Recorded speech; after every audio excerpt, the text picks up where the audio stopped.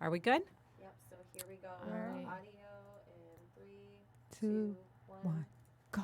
Okay, sorry about that. A little bit of Technical difficulties. technical difficulties, Yeah. but we're back. We're back. So, Nikki, we were talking about prior to you opening up this store, you were in the appraisal business, right? Yeah, I was working for an estate sale company prior to opening the store in Detroit. So my husband and I moved here. I was actually sourcing for my stores in Texas when we would come up here.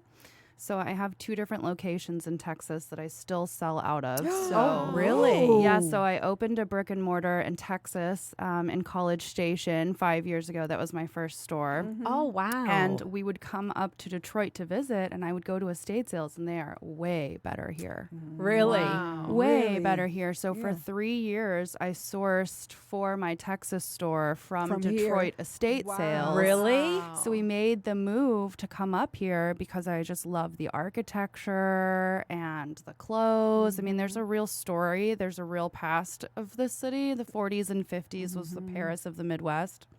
In the 40s and 50s, I like Texas was that. rural, right? Yeah. I mean, Yeah. Texas was like cowboys and Yeah. ranchers. I mean, right? Yeah. So, like, our textile history here is completely different. There's a lot more older clothes here, a lot more quality garments just floating around, still, like, you know, waiting for that moment to happen. So, we moved here 3 years ago, and I started looking for a store. I did a pop-up for 7 months in Midtown in the Cass Collective. So, I- what exactly is a Oh, yeah. pop-up? Like, explain Basically, that. you take all of your things and you pop up at a location for a day. So, like an Okay. event, a festival, music festivals, you can do pop-ups, art shows, vintage markets. Oh, cool. Just anywhere where you set your clothes up for a day, or sometimes pop-ups can be months. Just depends. How did you do when you had the pop up? I did pretty well, yeah. So I moved here 3 years ago. I took retail boot camp through Techtown. I wanted to kind of learn about the entrepreneurial spirit in Detroit because it's quite different than Texas. They have a lot of incentives here for business owners as well. So I started taking classes, kind of like continuing education, just building on the knowledge that I already had. And then they actually got me into the pop-up in Midtown. I was there for 7 months. Oh, wow. Yeah, so I really got to kind of like test my audience base there, you know, Oh, because I that's made the move great. here Right. and just said, I'm going to open a store here, and didn't really test it out before. I was just like, this is going to work. Right? Wow. And, yeah. So, you didn't doubt it at all? No. You just... Wow. No, I Because don't that's a huge risk. It really Yeah. is. Like, but what made you not want to do it online? I mean, I sell online, and I was selling online at the time as well. But to be honest with you, the only time that I feel really like completely comfortable as myself is when I'm selling clothes face to face with people. Like for Wow. me, there is no other option. Like talk about depression and stuff. If I'm not talking to people and selling clothes in that environment, I'm like, I'm lost. I'm like, what do I do? Wow. Well, what is it about that experience that satisfies you? No clue. Or what I'd love to know. I Yeah. mean, I don't know. I just find fulfillment in it. I feel like when I was kind of, you know, back when we were talking about how I was analyzing my strengths and weaknesses and what could I do for the rest of my life that I would find fulfillment in.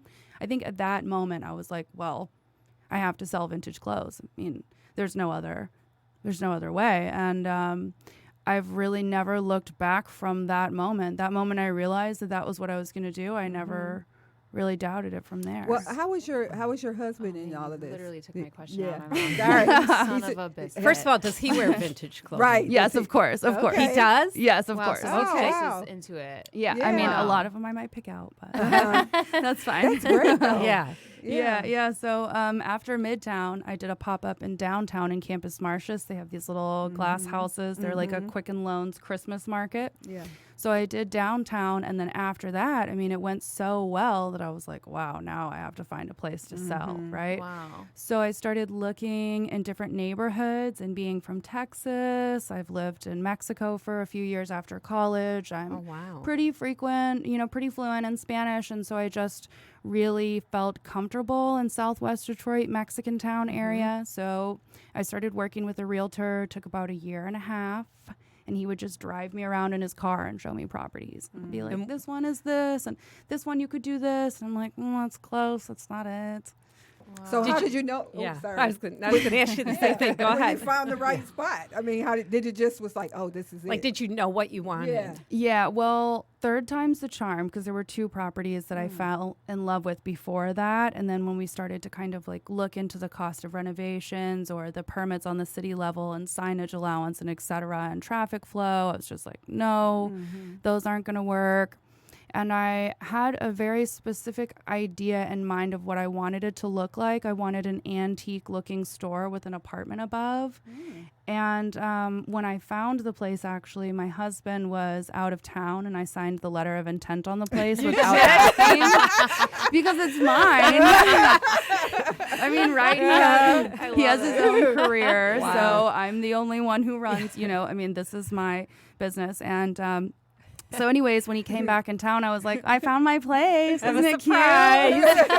Isn't it cute? And he helped with a lot of the renovations. He did a lot of the plaster work and painting, and we did a lot of demo. It took about 6 months to renovate the place. Wow. And Well, and I read lot. that you also looked at old photos and took Yeah. all that into consideration, which I thought was really interesting because a lot of times when people buy a building or are taking something over, they want to make it their own and they don't look at the history. Yeah. And I read that you did. You were very interested in what the history was of the building.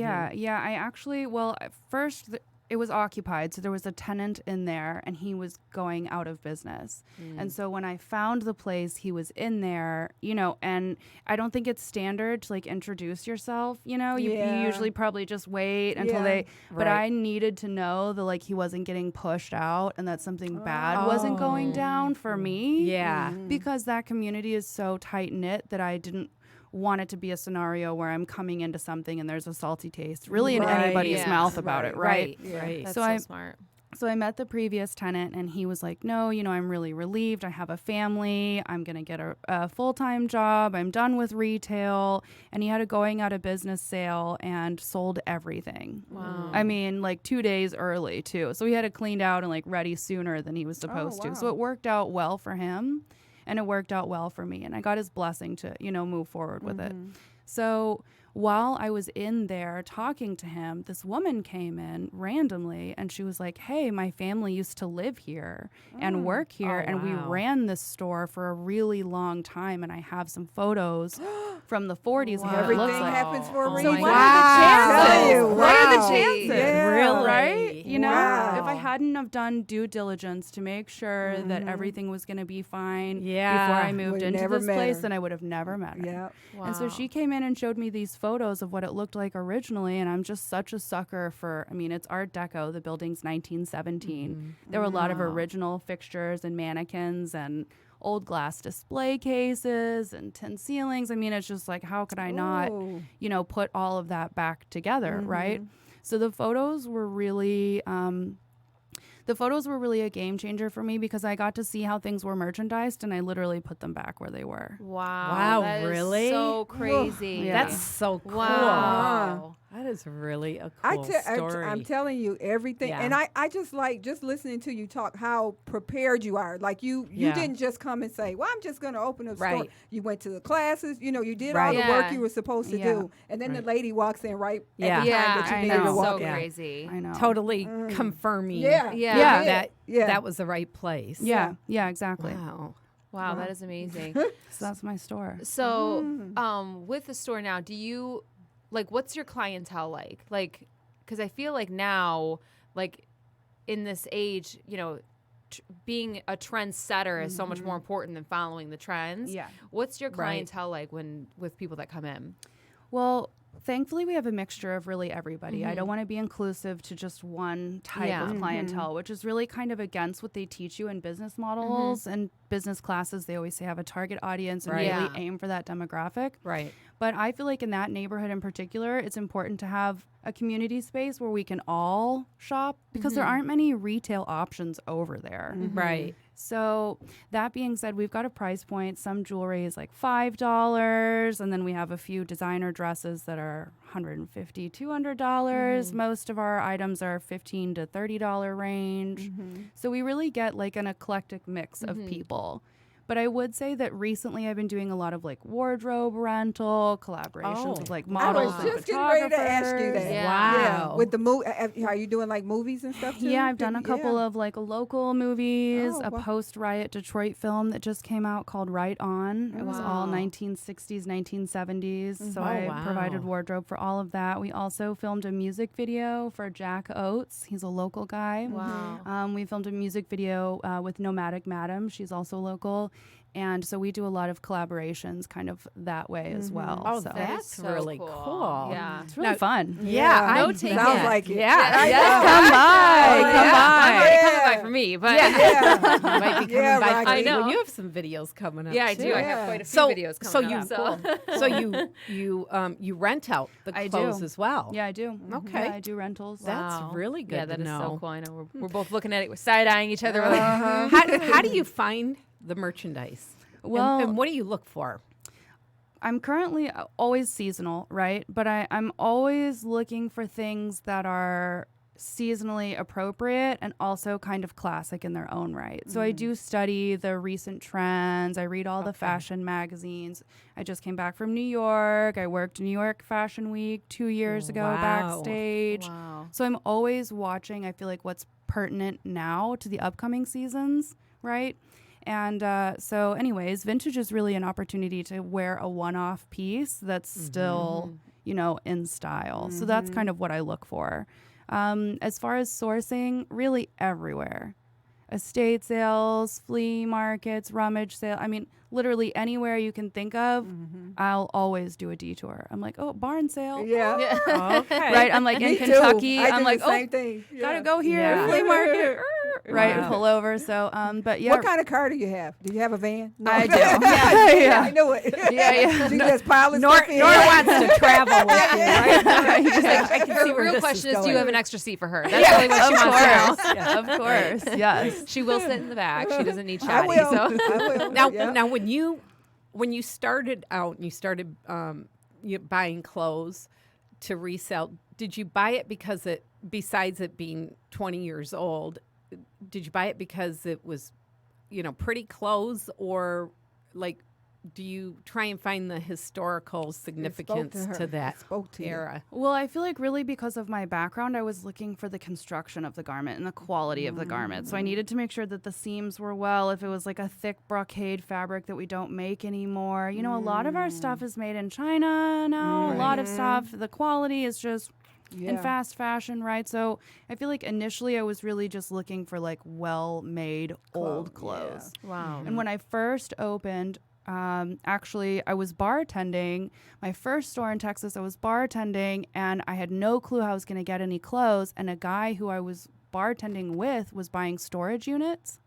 Oh, And he bought a storage unit with like 10,000 pieces of vintage clothing. You're always in the right Wow. place at the Yeah. right time. This is what you're meant it to be is. doing. Yeah, You know what that I'm is saying? so So it's like, crazy. how am I going Yeah, to sell right. clothes, right? And then he was like, Wow. well, I bought this unit. And I was like, Wow. Wow. you know what I mean? So it was like that kind of lined up, right? yeah. So when I first opened, I really focused on like 40s and 50s and 60s clothing. Like I would say your stereotypical pinup type, right? That was really what I was into, like vintage fancy clutches, lucite purses, 50s fit and flare dresses, like very specific, just women. And then I realized after being open for a little while, not everyone wears that. Actually, most people don't wear that, but I wear that. So it was like after a while, you kind of shift your business model to accommodate what people were looking for, right? And I have some comrades throughout the years who have helped me, other vintage store owners back home who would give me advice, and they would just say, Nikki, ask your customer what they're looking for. And I remember when I started doing that back home, I would ask people, hey, what are you looking for? And they would say, oh, a denim jacket or a band t-shirt. And I was like, what? And now I sell, mostly that. And so it's like, well, that's why, because you accommodate what your customer's Yeah. looking for, right? Yeah. So it always evolves. Wow, that is so cool. And you listen. So Well, Yeah, yeah, that's of the course. key. Yeah, of course. Right, right. Yeah. Yeah. What would you say is a secret ingredient to having your business model be different than what other people are doing? Well, I would say that this is kind of this is a long topic, so I'll try to be brief about it. But basically, Amazon is eating up all the retail, right? I mean, we have so like large retail monopolies that are taking over the small businesses or smaller, even malls. I mean, those aren't small businesses, but you know what I mean? They're just they're consuming.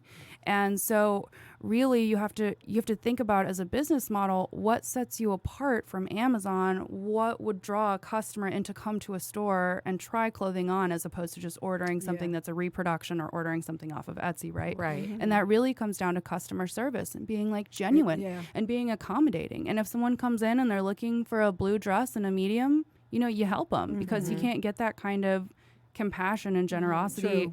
You know, in many places. That would make me That's come back what's every missing time, in a lot of retail stores, I period. agree. Well, yeah. the customer I service. agree. It's just, Well, I'm not a huge Amazon shopper either.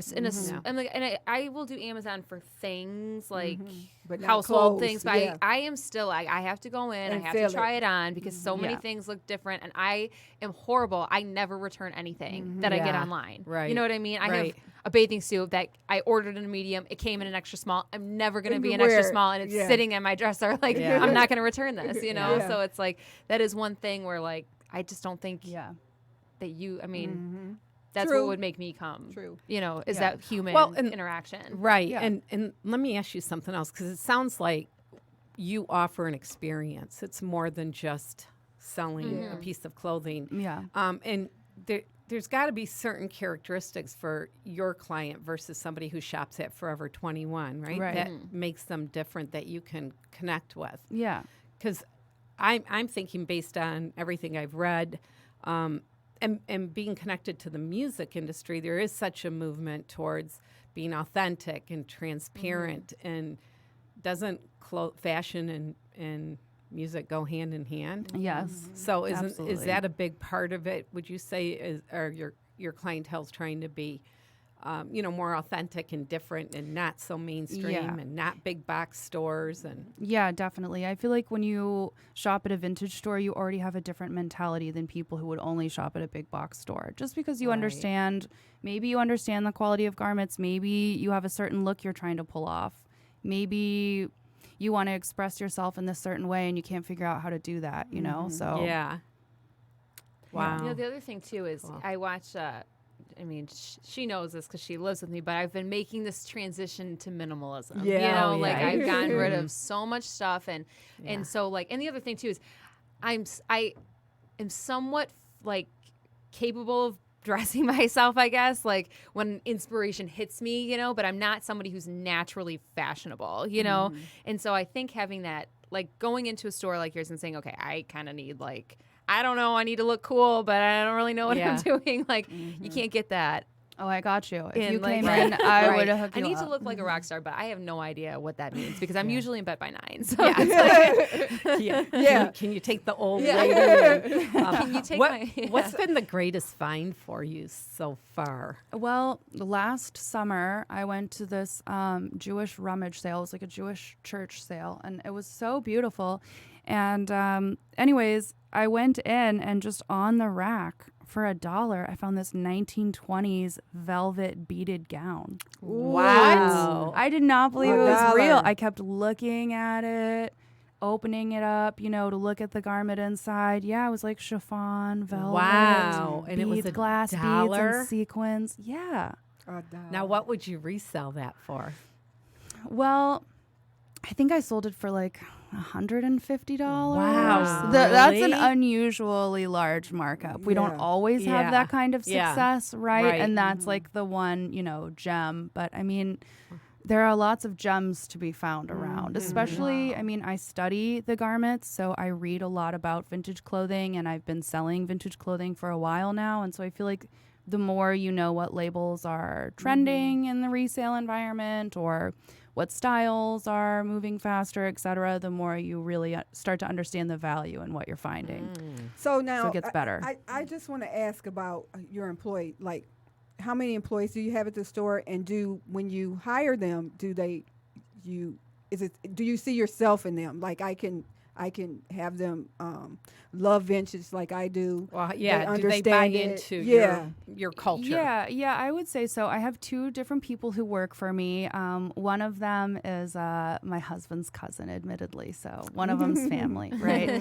But he used to be in like a glam goth 80s band where they wore like really cool like stage leathers and outfits and stuff like that. So he understands like the menswear aspect, and he's very knowledgeable and interested in learning more about vintage, you know. And then my other employee, she's really, really cool. She's very much like me. Okay. She's very much like me. She's very into vintage. She collects vintage for herself, so she understands. She wears vintage. So she's very knowledgeable as well. So yeah, I remember when my cousin first started, I mean, he's always so kind and nice anyways, and he's so good with people, but I just kind of like gave him like a mini training rundown of like, listen, we're kind here. We're kind to everybody here. And I understand that, you know, sometimes, you know, we renovated a building on a strip of Verner that maybe questionable sometimes, and people might come in and you don't know if they're waiting for the bus or if they have any money or what it is. It doesn't matter. Be nice to them and treat them like they have. I mean, because why wouldn't you? Right. Yeah. Right. You never know. Well, why wouldn't you? You Right. know? Exactly. So I definitely, I mean, not to say that he wasn't kind before, but he was definitely like, well, this person came in and they were acting kind of weird. I'm like, well, I mean, We like weird. Yeah. we Weird like is good. weird here. Be nice to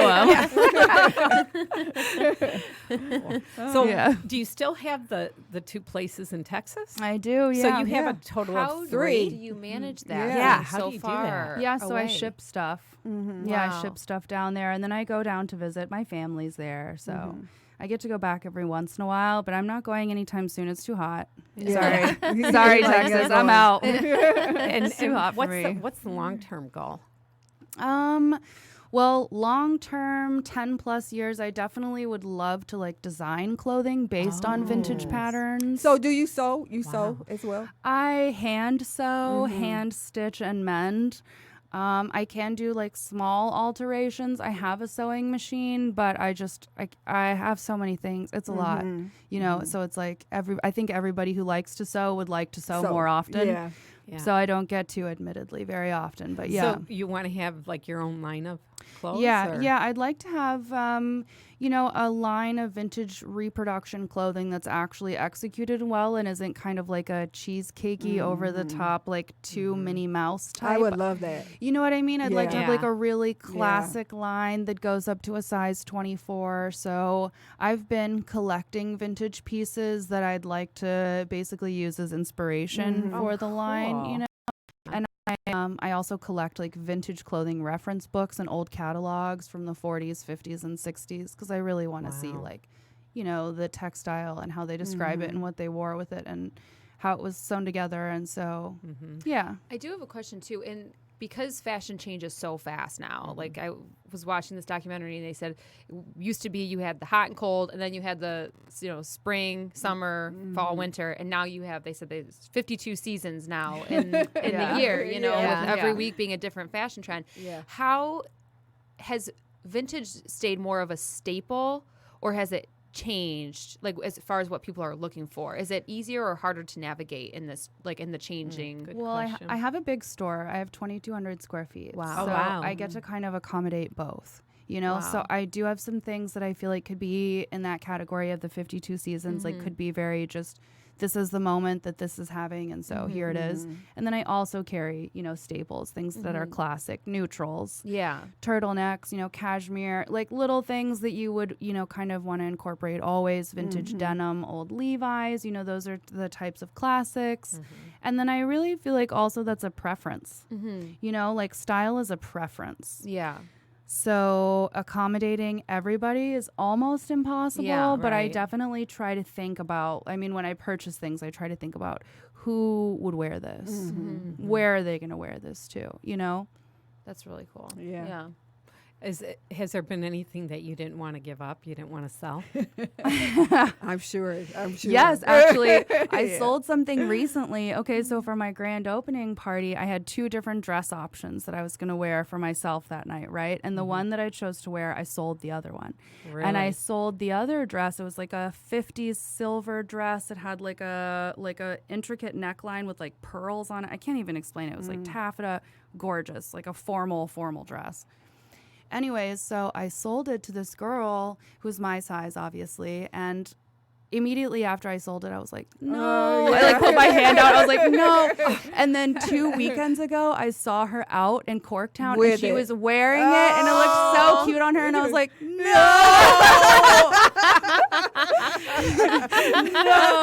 I like questioned everything. I was like, why? Yeah. I hung it in the back for months. I was like, this is mine, right? Yeah. And then just in that moment, I was like, I'm not going to wear this, and I relinquished it, and I still like literally just can see her wearing it. You have to give your babies away sometimes. Did you just say that? You gotta let them fly, right?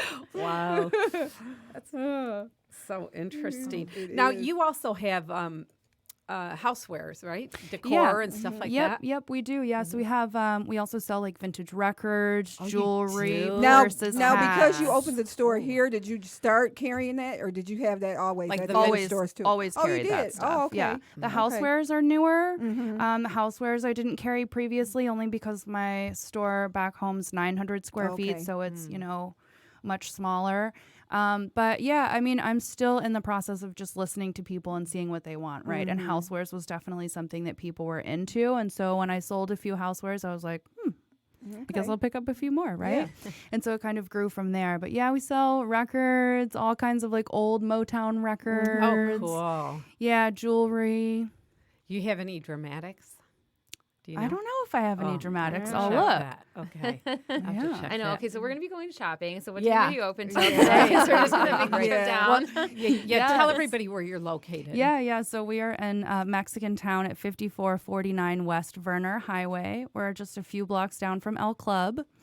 And we are open every day except Monday, 11 to 7. 11 Cool. to 7. Okay. And if people want to get a hold of you, how can they? Flamingo Vintage Detroit. All of our social media is under Flamingo Vintage Detroit. Okay. Facebook. We also have flamingovintagedetroit.com is our website. Where did the name Flamingo come from? So my very first pop-up that I ever did, right? I sold a bunch of 50s dresses that I didn't wear anymore. So I just like took 2 clothing racks of my overflow dresses I was never going to wear again and sold them.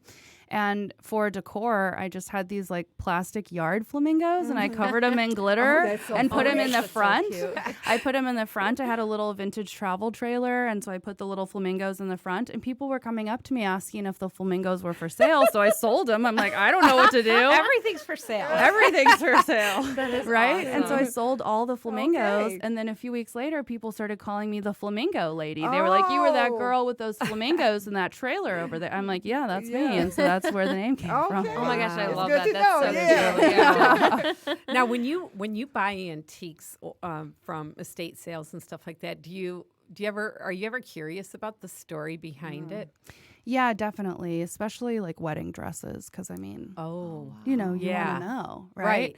And old photos and things like that. And particularly like when I do buyouts at estate sales, and like buy a bunch of things, then I really want to know where they came from. Does the story make or break the sale?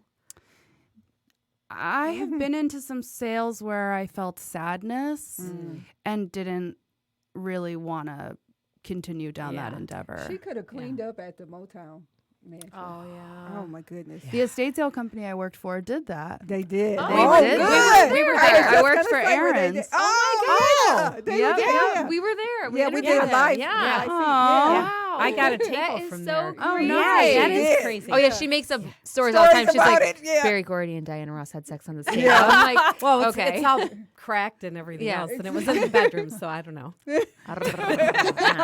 That's a good story. Yeah, I thought I'd It's a put good some story. a good spin to Yeah. it. Yeah. No, I was excited about that piece, though. Yeah. Yeah. So did you get Nice. anything from there? Did you? I didn't actually. No, I don't think I was working for them when they had that sale. Oh, But then, okay. but I was working for them after that sale, and I had the opportunity to buy some light fixtures from that sale, and I considered it, and then I was like, "Girl, you do not need light fixtures." Right. You know?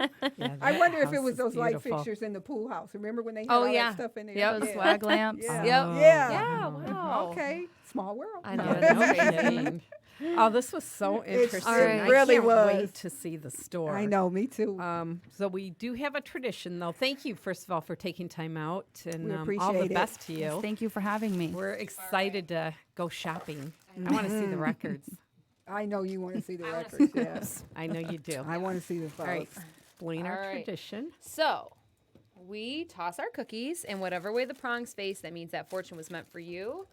We've got our little Detroit. Okay. Oh, that one is 100% yours. Yeah. That's yours, Jackie. That's mine. Yep. This one's Jessica's. I'll lay it on there. Tossing it.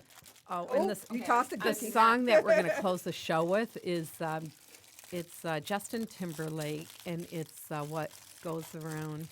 Comes around. Yeah, comes Okay. around. I thought Yeah. that was good for a vintage store, Yeah. right? Yeah. What goes around Comes around. Yeah. I've never even heard that song, and I thought, well, that's a perfect title. It's more Why about you karma, set but the it's title? You've excellent. never Yeah. heard that song? No. Why did you? Yeah. I'm like, Maybe I did. I don't know. Jackie, you're Okay. so Okay, funny. go ahead. See. I'm going first. Yeah. Me. What are we Okay. going to add with vintage With vintage clothing. vintage clothing? New and rewarding opportunities will soon develop for you with vintage clothing. Or with we gotta do with flamingo vintage. Oh, with with flamingo flamingo vintage. All right. Okay. All right. Thank you, Mine Rocky. says financial prosperity is coming your way with Flamingo flamingo vintage. Yeah. Go ahead, Nikki.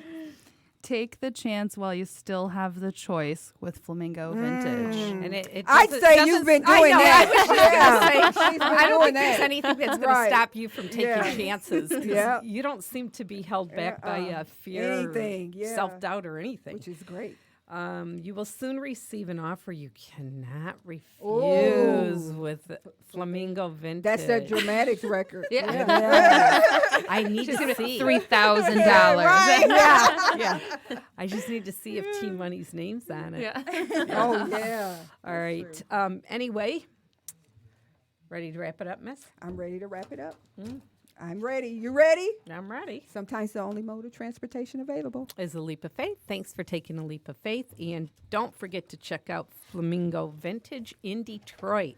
And you guys are Yes. listening to The Nooner Show. We appreciate your support, and we hope you get inspired to take a leap of faith. Don't forget to subscribe to The Nooner Show wherever you listen to podcasts. You can like us on Facebook or follow us on Instagram at The Nooner Show. Our show today was sponsored by The Parlor in Hadley, Michigan, a music-themed pizzeria where pizza rocks. And also from the makers of Dope Water. If you can be anything, why not be dope?